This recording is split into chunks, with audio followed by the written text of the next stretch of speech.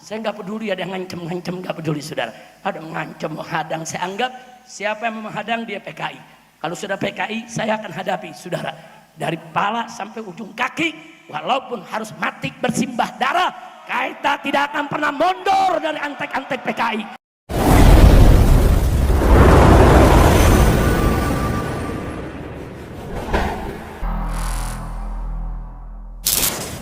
Nah, selanjutnya sebelum saya akhiri, saya mau ingatkan pentingnya persatuan, saudara.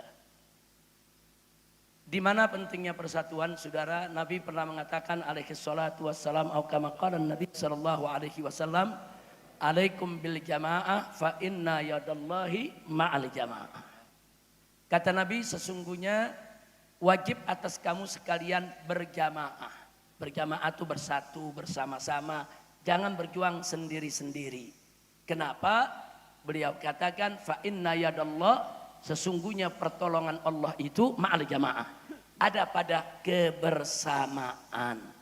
Jadi kalau kita bersama, saudara, itu sumber keberkahan. Itu yang akan menjadi magnet menarik datangnya pertolongan Allah, saudara. Nah, karena itu di sini saya mau sampaikan, saudara, selemah apapun kita umat Islam, sedikit apapun jumlah kita, semiskin apapun harta kita, saudara, selama ada pertolongan Allah, tidak ada musuh sebesar apapun yang bisa mengalahkan kita. Nggak ada.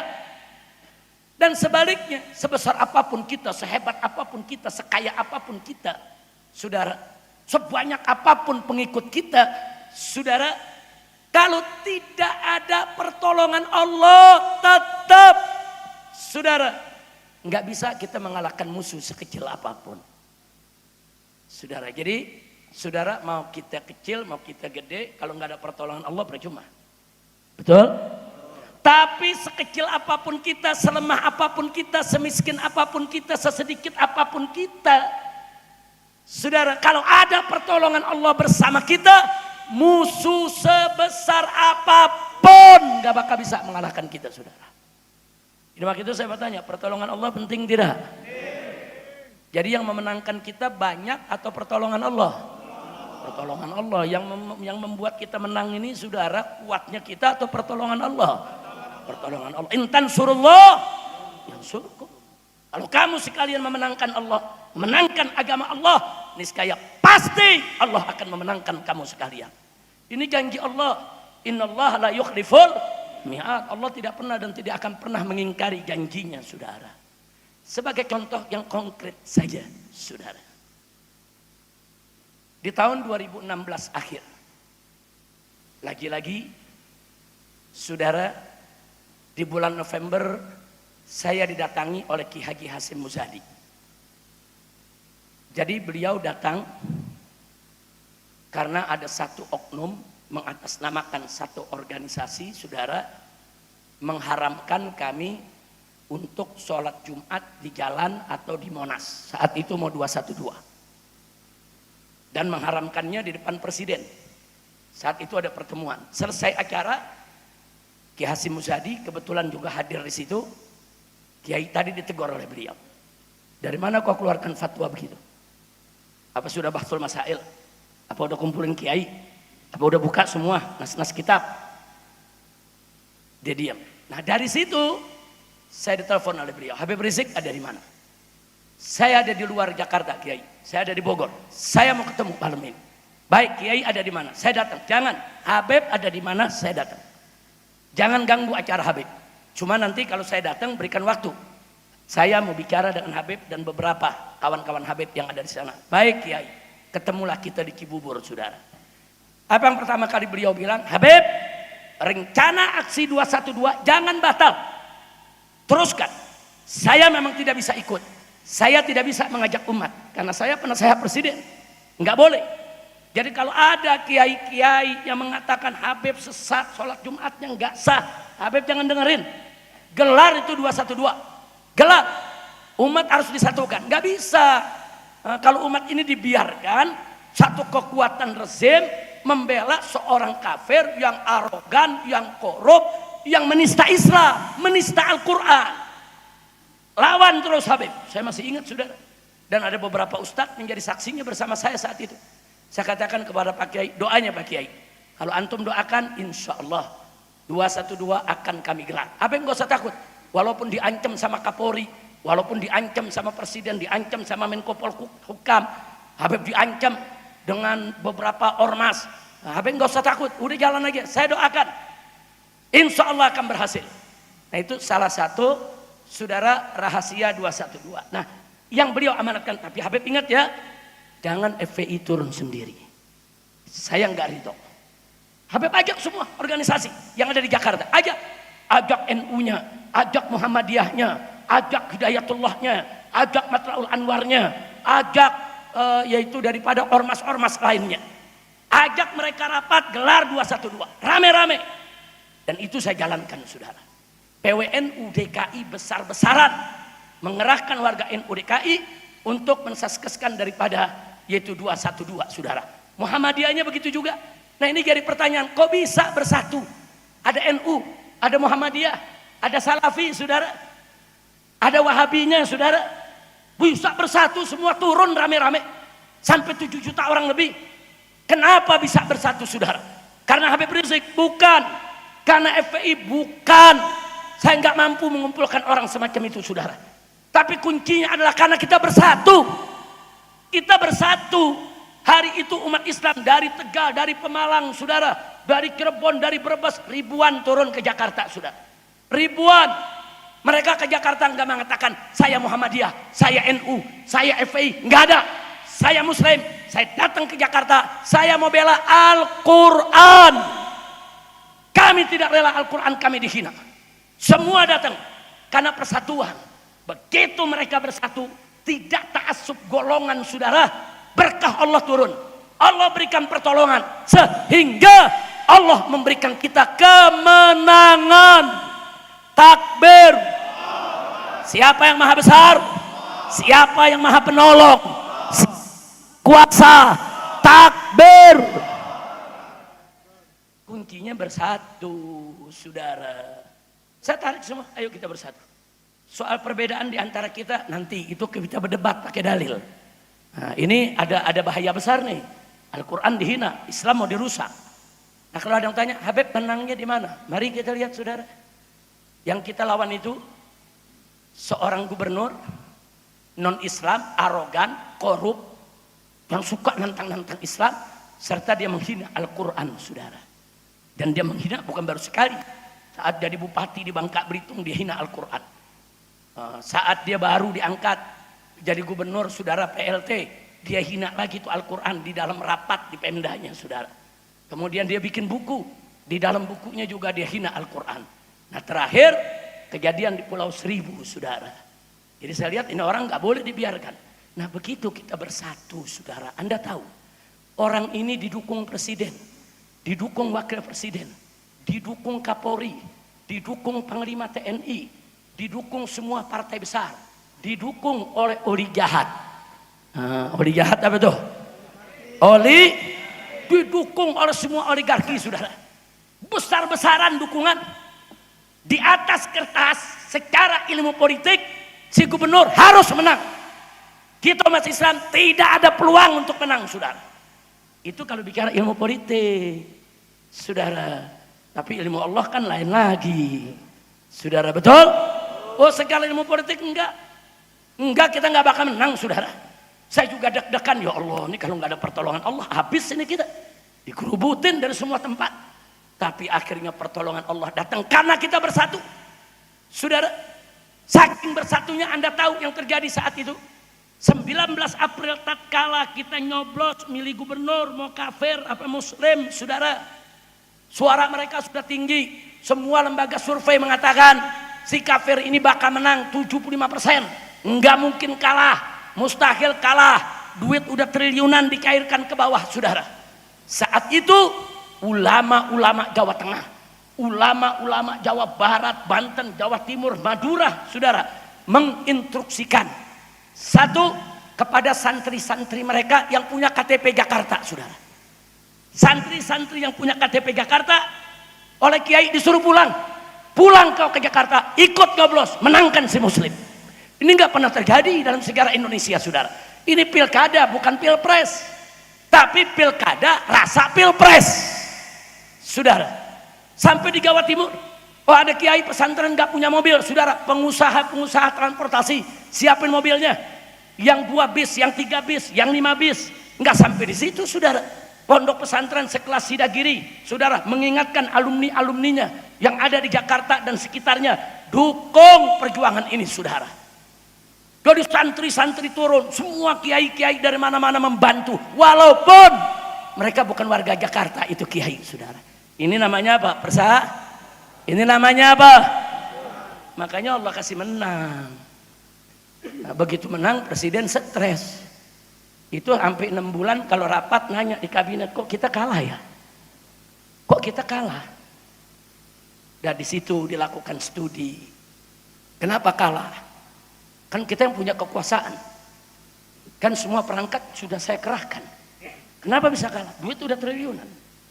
Mereka pelajari, oh ini gara-gara habaib sama ulama bersatu. Umatnya jadi kompak.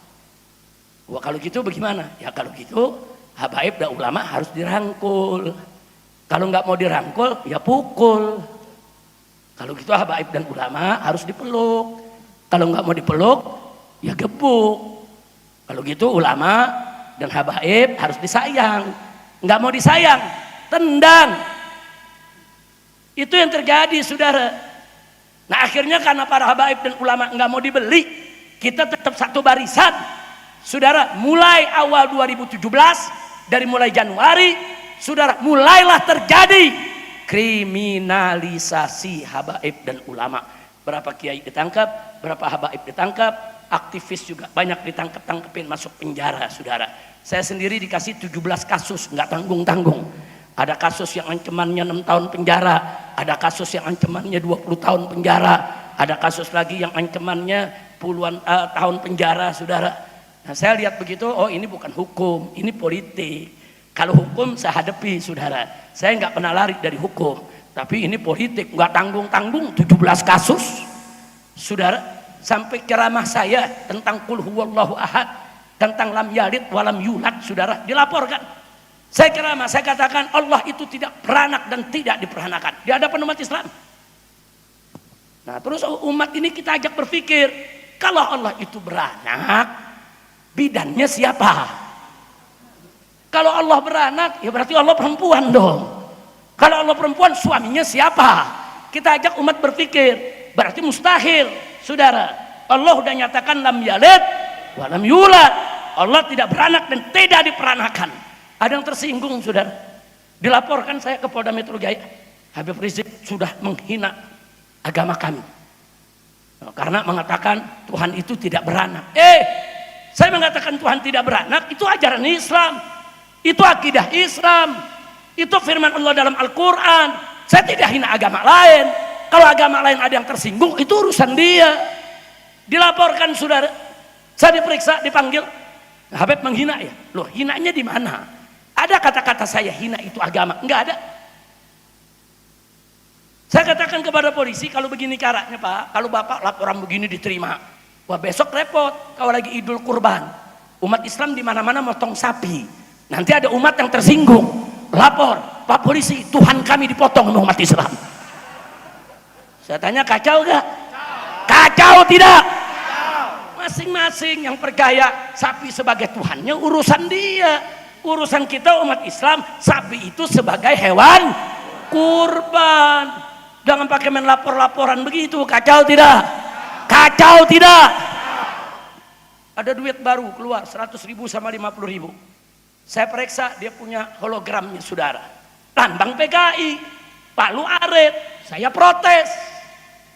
Saya tunjukkan, saudara. Dilaporin lagi, Habib Rizik sudah menghina negara. Wah, karena itu kan yang nyetak negara. Kenapa Habib Rizik hina negara? Kenapa ini negara dikatakan mencetak duit ya gitu, bergambar Palu Arit? Saya dipanggil lagi. Begitu dipanggil, saya bawa itu duit-duit yang lambangnya Palu Arit, saudara. Ini Palu Arit, Pak. Saya nggak menghina negara, tapi saya protes. Kenapa nggak ditaruh hologram Garuda saja yang lambang kita? Kenapa nggak ditaruh yaitu sesuatu umpamanya bulan bintang atau apa? Kenapa harus Palu Arit? Apa negara ini sudah berubah jadi negara komunis? Tetap saya diperiksa, dipanggil, mau ditangkap. Saudara, nah terakhir saya ditangkap gara-gara baik-baik saja. Begitu pulang dari sana, saudara, dari Mekah, saya ditangkap. Gara-gara apa? Saya dirawat di rumah sakit. Saudara, dibuat rekaman testimoni sama pemilik rumah sakit. Minta testimoni Habib bagaimana pelayanan di sini. Saya rekam, cuma 2 menit. Terima kasih kepada rumah sakit, pelayanannya baik. Dan alhamdulillah saya baik-baik saja. Dituntut 6 tahun penjara. Saya kaget, ini kenapa jadi baik-baik saja begini? Apa kata polisi? Loh, Habib ke rumah sakit dirawat, berarti Habib kan sakit. Ya betul. Tapi begitu Habib ditanya sakit enggak, jawabnya baik-baik saja. Berarti Habib bohong. Bohongnya Habib sudah menimbulkan keonaran tingkat nasional. Kacau, kacau, kacau, kacau tidak. Kacau tidak. Dituntut 6 tahun penjara, saudara. Vonisnya 4 tahun. Saya lawan terus sampai ke kasasi, dipotong 2 tahun. Tapi begitu dipotong saya keluar, tetap aja tahanan rumah 2 tahun. Gara-gara apa? Baik-baik saja. Makanya Kiai Ahmad begitu saya datang nanya apa kabar Habib, saya bingung jawabnya. Ntar saya jawab baik-baik saja, 6 tahun lagi dituntut. Saudara, baik-baik saja itu ajaran Nabi. Umat Islam diajarkan walaupun dalam keadaan sakit, kalau ditanya jawab bikhair alhamdulillah. Apa arti bikhair alhamdulillah? Alhamdulillah baik-baik saja. Sayyidina Ali ibn Abi Thalib radhiyallahu taala anhu menemani Nabi di saat-saat menjelang Nabi sakit, menjelang wafat, saudara. Sahabat semua di luar rumah nunggu. Sayyidina Ali keluar. Sahabat bertanya, "Ya Ali, ya Abul Hasan, bagaimana keadaan Nabi?" Ini Nabi lagi sakit keras menjelang meninggal dunia. Saudara, apa jawab Sayyidina Ali? Beliau baik-baik saja. Untung Sayyidina Ali nggak ke Indonesia. Kalau Sayyidina Ali kemari, waduh, bisa 6 tahun di penjara. Kacau tidak? Kacau tidak? Itu memang ajaran Nabi begitu. Sayyidatuna Aisyah radhiyallahu anha sedang sakit menjelang wafat. Dibesuk oleh Sayyidina Abdullah ibnu Sayyidina Abbas radhiyallahu anhuma. Begitu dibesuk ditanya, "Ya Ummul Mukminin, kaifa haluk?" Wahai Ummul Mukminin, bagaimana keadaan Anda? Beliau jawab, "Saya baik-baik saja selama saya bertakwa kepada Allah." Subhanallah. Untung gak dijawab di Polda Metro tuh. Bisa ditangkap lagi tuh Sayyidatuna Aisyah, saudara. Jadi baik-baik saja itu bukan bohong. Kalau bapak ibu sakit, ada yang nengokin, besuk, nanya bagaimana kabar, jawab baik-baik saja, alhamdulillah. Bahasa Arab bikhair, alhamdulillah. Itu sunnah Nabi, bukan bohong. Kenapa disunahkan begitu? Satu, untuk menancapkan harapan sembuh dari Allah. Dua, untuk menancapkan optimisme, jangan putus asa. Saudara, likulli da'in dawa fa inna ma'al usri yusra, menanamkan optimisme, saudara. Yang ketiga, untuk menunjukkan tetap rasa syukur kepada Allah. Baik sehat mau sakit tetap bersyukur. Bagus tidak? Bagus tidak? Yang keempat, supaya ada keberkahan pertolongan Allah, saudara, agar penyakitnya cepat sembuh insya. Nah, kalau gitu saya tanya, jawaban baik-baik saja, saudara, sunnah Nabi bukan? Sunnah Nabi bukan? Di Indonesia dianggap kriminal. Kriminal. Kalau itu dianggap ngebohong, berarti ajaran Nabi dikriminalisasi. Saya Habib Rizik mau dikriminalisasi 17 kali, 100 kali, enggak apa-apa. Tapi kalau ajaran Nabi yang dikriminalisasi, ini kurang ajar. Enggak boleh dibiarkan, saudara. Ada urusan apa kita mengajarkan lam yalid walam yulad soal keesaan Allah?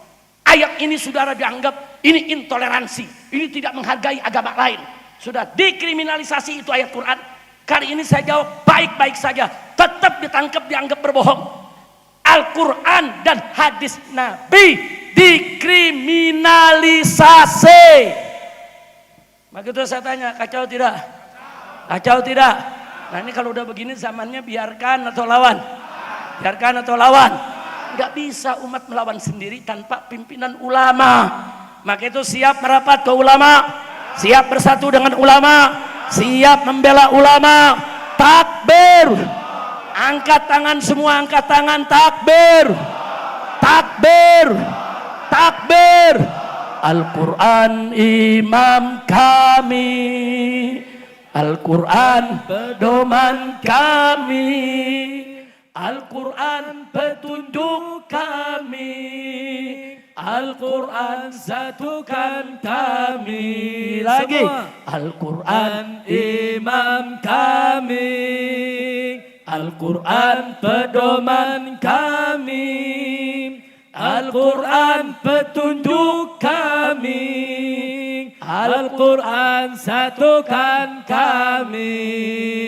Aksi bela Islam, aksi bela Islam, aksi bela Islam, Allah Allahu Akbar. Aksi bela Islam, aksi bela Islam, aksi bela Islam, Allah Allahu Akbar. Angkat tangan semua. Allahu Akbar, Allahu Akbar, Allahu Akbar, Allahu Akbar, Allahu Akbar, Allahu Akbar, Allahu Akbar, Allahu Akbar. Takbir. Sallu ala Nabi. Demikian yang saya mau sampaikan saudara pada acara itu hall yang penuh keberkahan ini. Nah, sebelum saya akhiri, saya mau ulangi. Saya bersyukur kepada Allah, saya bahagia. Dan saya secara khusus berterima kasih kepada Al-Muhtaram Mukarram Syekhunal Walid Kiai Haji Ahmad bin Kiai Said bin Kiai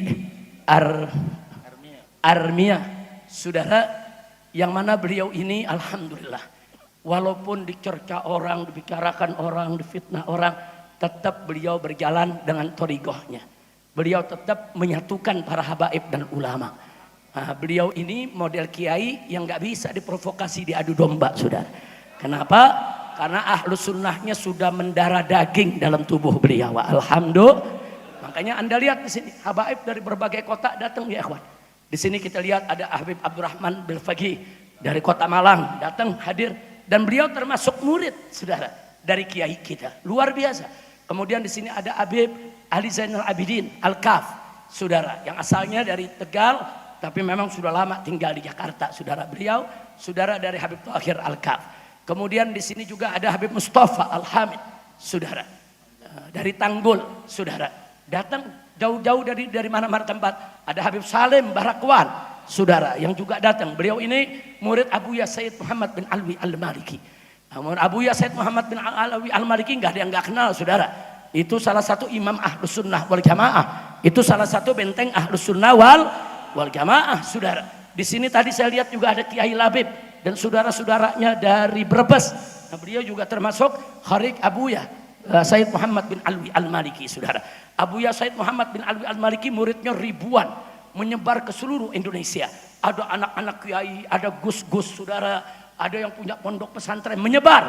Dan mereka semua, saudara, bukan hanya sekedar dapat ijazah, tapi mereka juga bersanad ilmu muttasil dalam setiap kitab yang dibacakan kepada mereka oleh gurunya. Alhamdulillah.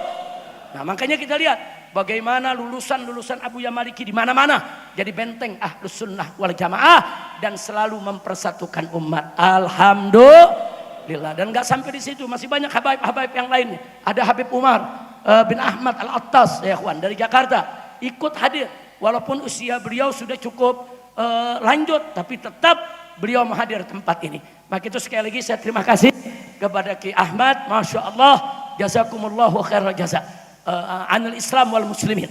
Mudah-mudahan jadi beliau ini tetap, saudara, bisa menjadi paku kita di Tegal ini, saudara. Amin, amin. Supaya umat Islam di Tegal bahkan Jawa Tengah ini punya rujukan, saudara. Punya rujukan. Jangan mau kita dipecah-pecah. Ulama model beliau ini ulama yang menyatukan, ulama yang nyayangi kita semua, ulama yang nggak mau umatnya di kotak-kotak, ulamanya dipecah-pecah. Makanya kalau Anda ngundang kiai, habib, ustadz dari luar Tegal masuk ke Tegal, undang yang menyatukan umat, undang yang menyejukkan, mendamaikan kita, yang memberi semangat juang kepada kita, bukan yang saling hina, bukan yang saling merendahkan, bukan yang memecah belah. Mereka yang memecah belah jangan dikasih panggung, betul? Takbir. Maka itu sekali lagi saya tanya, siap bersatu, siap berjuang, takbir. Jadi itu yang saya mau sampaikan. Terima kasih Pak Kiai, jazakumullahu khairal jasa. Nah selanjutnya sebelum saya tutup, insya Allah nanti malam saya akan ceramah di Petarukan, di Pemalang. Saya nggak peduli ada yang ngancem-ngancem, nggak peduli saudara. Ada yang ngancem, menghadang, saya anggap siapa yang menghadang dia PKI. Kalau sudah PKI saya akan hadapi saudara. Dari kepala sampai ujung kaki, walaupun harus mati bersimbah darah, kita tidak akan pernah mundur dari antek-antek PKI. Takbir. Angkat tangan semua, takbir. Takbir. Takbir. Sallu ala nabi. Nah, itu saja yang bisa saya sampaikan. Saya mohon maaf atas segala kesalahannya dan terima kasih atas segala perhatian. Mudah-mudahan semua yang hadir di sini tidak pulang dari tempat ini nih, kecuali mendapatkan keberkahan. Diampuni semua dosanya, dimaafkan semua kesalahannya, dimudahkan semua urusannya, dilapangkan kesempitannya, disembuhkan penyakitnya, diharmoniskan rumah tangganya, dientengkan jodohnya, diberikan keturunan yang solihin dan solehat, bahagia dari dunia hingga akhirat. Dan semoga bibarkatil Fatihah dan bibarkah sahibil haul, saudara sahibil haul wa mahaulahu min ahlil kubur, saudara bibarkatihim, saudara kita mohon kepada Allah agar hari ini kita kumpul di tempat ini di Cikura, agar besok kita dikumpulkan kembali oleh Allah di dalam surganya Allah bersama Nabi kita Sayyiduna Muhammad sallallahu alaihi wasallam. Ala hadhihi niyyah wa likulli niyatin salihah wa ila hadratin nabiyil mustafa sallallahu alaihi wasallam bisirril Fatihah.